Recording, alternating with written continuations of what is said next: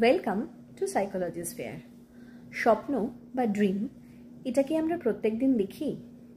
হ্যাঁ, এটা আমরা প্রত্যেক দিন দেখি।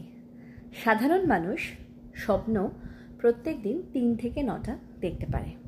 এটা আমি বলছি না, এটা বলেছেন আমাদের father of psychoanalysis Sigmund Freud. Owner interpretation of dreams বলে একটা বই আছে। সেই বইটাতে উনি বলেছেন যে প্রত্যেকটা মানুষ প্রত্যেক দিন 3 থেকে 9টা স্বপ্ন দেখে। মানুষের যেহেতু একটা স্লিপ সাইকেল চলে, স্লিপের 4টে স্টেজ আছে, সেই অনুযায়ী এক একটা স্টেজে যখন তার স্লিপটা চলতে থাকে, তো সেই রকম চলার ফলে অনেক সময় কি হয়, সব স্বপ্ন আমরা মনে রাখতে পারি না।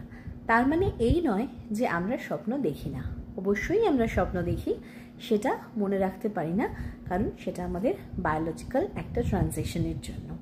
কিন্তু আমরা স্বপ্ন কিন্তু প্রত্যেকেই দেখে থাকি।